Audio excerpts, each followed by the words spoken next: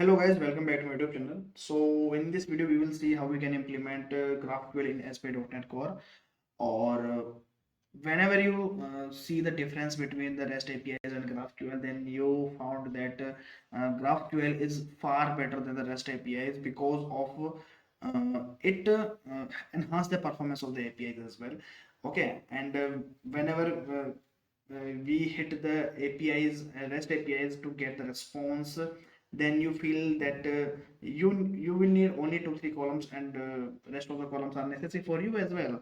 So in this scenario, GraphQL helps you to filter those columns, okay, and you will get the only those filters that you want to get in the response. So here is the concept comes with the GraphQL in ASP.NET Core, or let's see how we can do this. Or GraphQL always helps uh, when we are it cuts down the response size as well. Okay, so here is the main purpose of to use the GraphQL. So if you want to use the GraphQL in your ASP.NET Core, so first we need uh, a very important package, okay, to implement this thing. Okay, so which is I have set up everything already. Okay, and we will just start with the coding session. Okay, so first I have installed hotchocolate.sp.net ASP.NET Core. Now what I will do here, I have created a model which is book model, and in the book model I have created a book record having the fields IDs, title, author, and genre. And after that, let me show you a very important thing here. Okay, I have created a class which is a query class.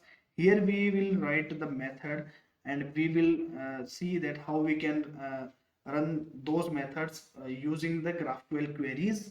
Or if I show you the middleware, then you will see that I have already set up everything in the middleware as well. Okay, so first you need to add the query type using the services dot add GraphQL server.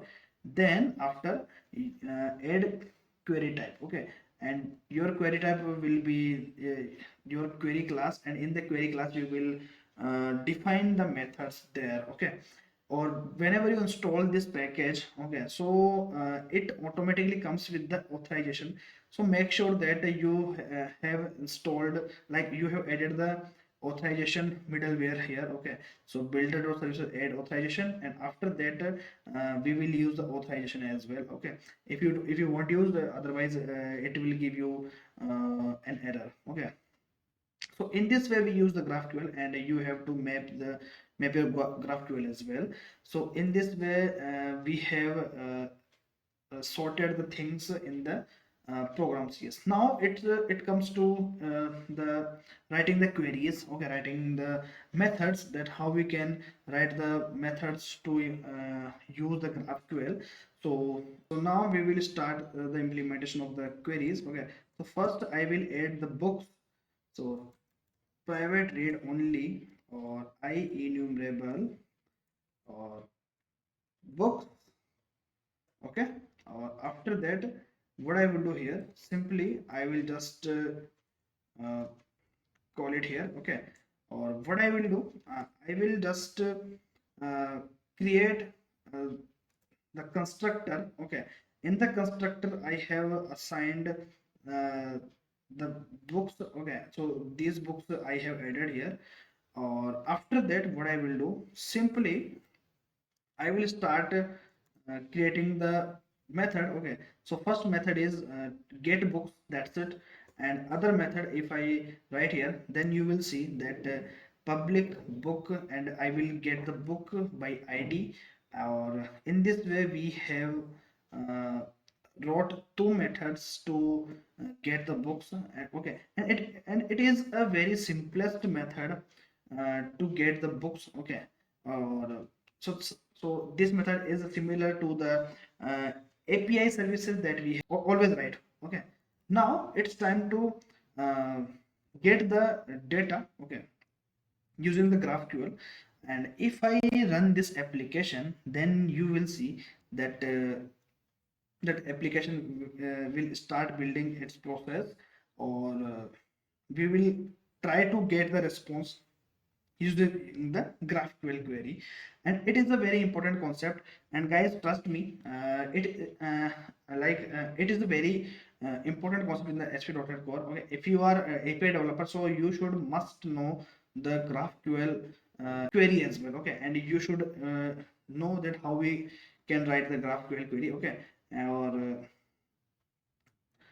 let me show you something that how we uh, and just write the GraphQL. Okay, so in this way, a new window is open here. Okay, or you will see that I have already written this query, which is query class. In the query class, I am trying to get the books of list. Okay, or and what parameter what I want. I need ID, title, and author. Okay, I don't want the genre as well. Okay, so like I don't need genre. Okay, not genre, I don't need IDs. Okay, that's it. So what I will do here, genre, like this. Okay, and this GraphQL is enough smart to get to know that what I want. Like I want a list of books or a single book. Okay, that's it. And if you run this query, then you will get the response like this. Okay, so I have got the response, and I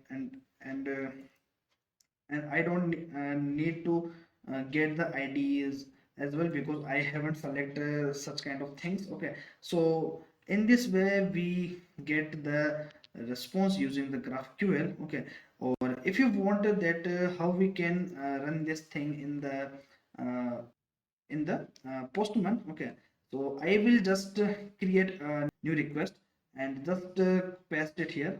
Make sure that whenever you try to hit the GraphQL queries, it should always the post API. Okay, or if you just go to the body and you will find the GraphQL, or simply you have to paste this query here, or send the request, and then you will get the response like this. Okay, so here we can run the GraphQL APIs in the Postman as well.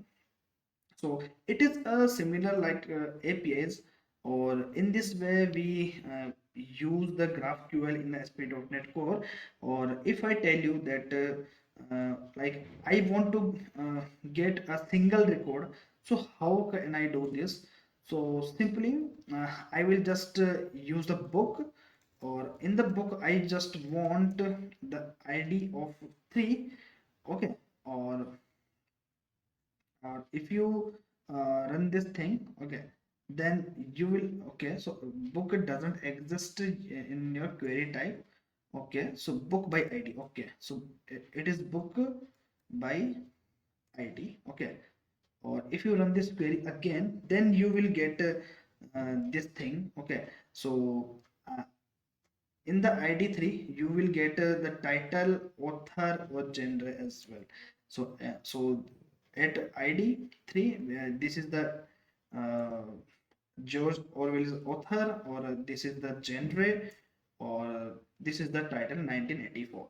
So in this way you see that how the things are working in the GraphQL while you are using the ASP.NET Core, or this is the .NET application.